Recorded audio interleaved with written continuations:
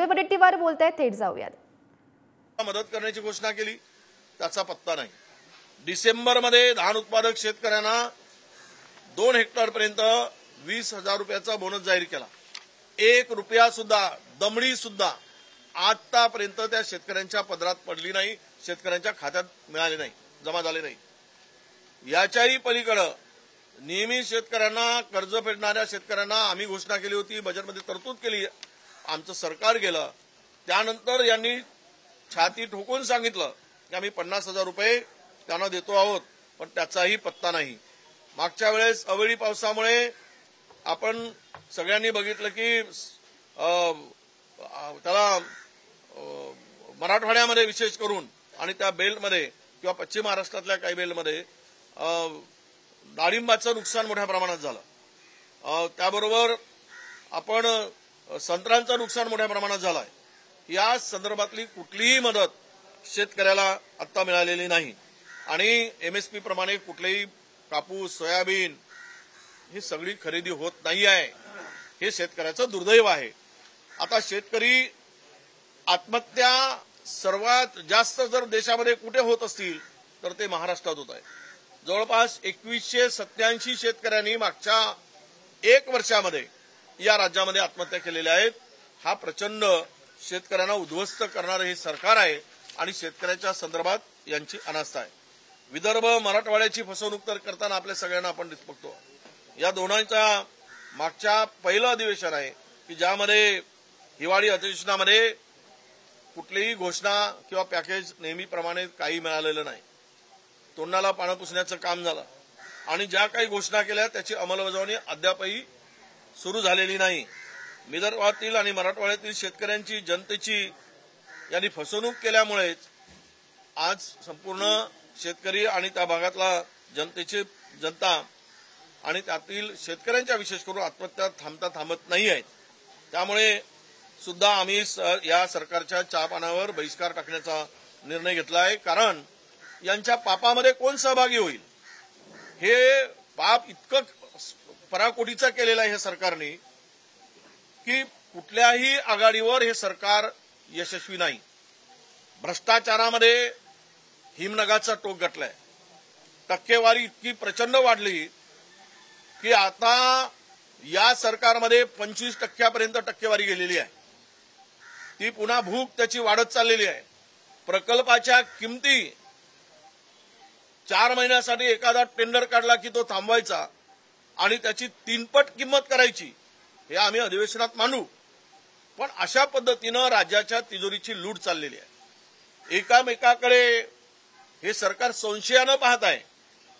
म्हणजे मराठा आरक्षणाची वाट लावली ते झालं, ओबीसीचा सत्यानाश केला, शेतकऱ्याला उद्ध्वस्त केलं आणि विशेष म्हणजे बेरोजगारांच्या निवडणुकीच्या तोंडावर जाहिराती काढायच्या, पेपर फोडायचे, पेपर फोडून त्यामध्ये तलाठ्याचा पेपर फुटला।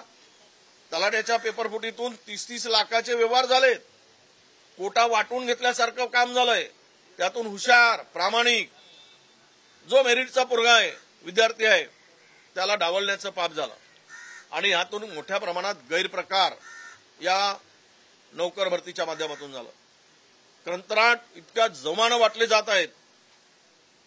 विरोधकांची ओरड झाली की तात्पुरती स्थगिती द्यायची, पुन्हा तेच कंत्राट सुरू करायचं आणि अशा पद्धतीनं कंत्राटी पद्धतीनं नोकऱ्या देण्याचं काम, त्यामध्ये आपल्या अनेक लोकांनी, लोकप्रतिनिधींनी, सत्ताधाऱ्यांच्या स्वतःचा पोळी शेकण्याचं काम या सगळ्या ठिकाणी हे झालेलं आहे।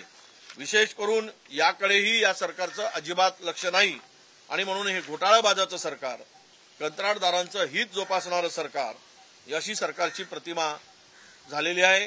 राज्याची प्रतिमा हे मलिन करणारं आणि शेतकऱ्याप्रती, विदर्भाच्या प्रश्न सोडवण्याबद्दल किंवा शेतकऱ्याबद्दल अनास्था असणारं, घोटाळ्याची मालिका, भ्रष्टाचाराला प्रचंड ऊत आणि आदिवासीवर अन्याय, मुस्लिमावर अन्याय, ड्रग प्रकरण, राजकारणाचे गुन्हेगारीकरण, यामुळे होती नव्हती महाराष्ट्राची इबरत सवाट्यावर आणण्याचं पाप या सगळ्यांनी केलेलं आहे।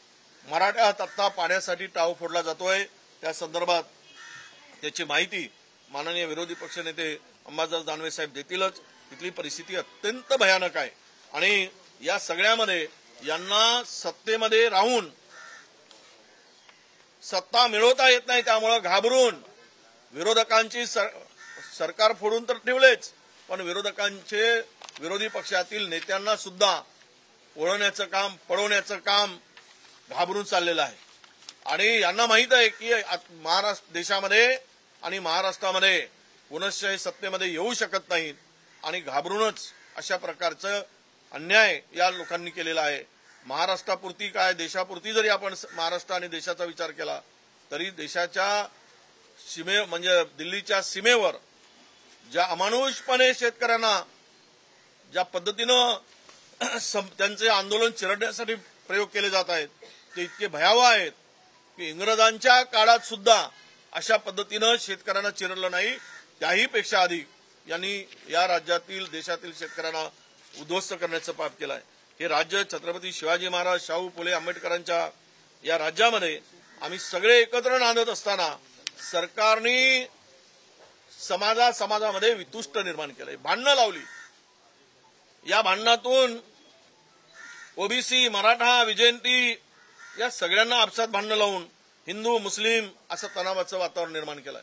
यातून यांना वाटतं की आम्हाला मतं मिळतील, म्हणजे मतांचं समाजात भांडणं लावून एकूणच मतासाठी महाराष्ट्राला आगीमध्ये घालण्याचं काम या सरकारच्या माध्यमातून होत आहे. असं हे नालायक सरकार, मी मुद्दाम हा शब्द वापरतो, जे लायक नाहीत ते नालायक, असं हे त्रिकुटांचं सरकार या राज्याच्या गादीवर बसून महाराष्ट्र उद्ध्वस्त करायला निघाला आहे.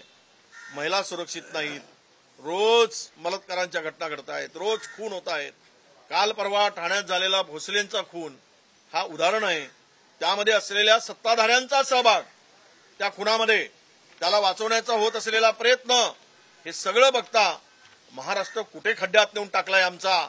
फडणवीस, शिंदे, पवार, तुम्ही तिघांनी मिळून माझा महाराष्ट्र उद्ध्वस्त केलाय आणि महाराष्ट्राला खड्ड्यात घातलाय, एवढंच म्हणायची पाळी आली आहे. म्हणून या चहा पाण्यावर आम्ही बहिष्कार घालण्याचा निर्णय घेतलेला आहे.